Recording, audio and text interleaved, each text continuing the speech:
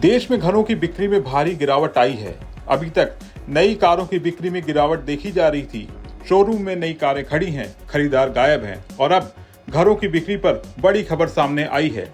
ये खबर चौंकाने वाली है।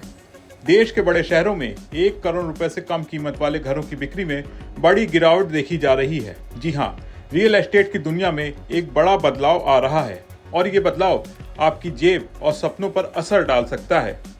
सवाल यह है कि क्यों सस्ते घरों की बिक्री अचानक गिरी है, इनके पीछे क्या बड़ी वजह है। कहीं मत जाइए, सब कुछ आपको इस वीडियो में हम बताएंगे और वो भी आंकड़ों के साथ। अगर आपको वीडियो पसंद आए तो इसे लाइक और शेयर जरूर करिएगा।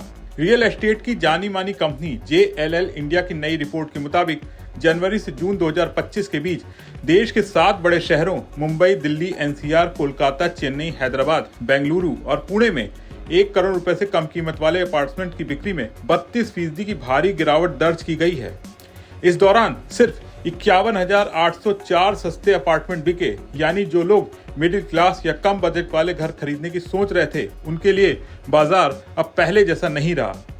रिपोर्ट में एक और चिंताजनक बात सामने आई है।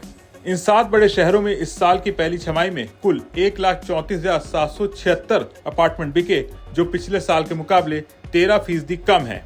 ये आंकड़ा सिर्फ अपार्टमेंट्स का है, यानी इसमें विला और प्लॉट शामिल नहीं है। इसका मतलब है कि न सिर्फ सस्ते घरों की बिक्री गिरी है, बल्कि कुल मिलाकर घरों की बिक्री भी कम हुई है। ये स्थिति मिडिल क्लास और लोअर मिडिल क्लास के लिए और भी मुश्किल पैदा कर रही है। अब सवाल ये है, अगर सस्ते घर नहीं बिक रहे तो लोग खरीद क्या रहे हैं। JLL की रिपोर्ट बताती है कि 1 करोड़ रुपए से ज्यादा कीमत वाले लग्जरी अपार्टमेंट की डिमांड में 6% की बढ़ोतरी हुई है। इस साल की पहली छमाही में 82,972 लग्जरी अपार्टमेंट बिके, यानी जो लोग ज्यादा पैसे खर्च कर सकते हैं वो अब बड़े और शानदार हाईटेक घरों की ओर जा रहे हैं। इस साल बिके कुल अपार्टमेंट में 62% की हिस्सेदारी 1 करोड़ रुपए से ज्यादा कीमत वाले घरों की थी, जबकि पिछले साल ये आंकड़ा 51% का था। दूसरी ओर 1 करोड़ रुपए से कम कीमत वाले घरों की हिस्सेदारी 49% से घटकर 38% रह गई है। तो सवाल यह है कि ये बदलाव क्यों देखने को मिल रहा है। मीडिया रिपोर्ट्स के मुताबिक JLL के चीफ इकोनॉमिस्ट समंतक दास का कहना है, ये बदलाव लोगों की बढ़ती आय, बदलती लाइफस्टाइल और बड़े घरों की चाहत को दिखाता है। लोग अब ऐसे घर चाहते हैं जो न सिर्फ शानदार हो, बल्कि उनमें मॉडर्न सुविधाएं, बेहतर कनेक्टिविटी और प्रीमियम लोकेशन भी हों। बेंगलुरु, मुंबई और पुणे जैसे शहरों में ये ट्रेंड सबसे ज्यादा दिख रहा है। यहाँ कुल बिक्री का 63% हिस्सा इन्हीं शहरों से आया। लेकिन इसका मतलब ये भी है कि मिडिल क्लास के लिए घर खरीदना अब और मुश्किल हो गया है। डेवलपर्स का फोकस भी बदल रहा है।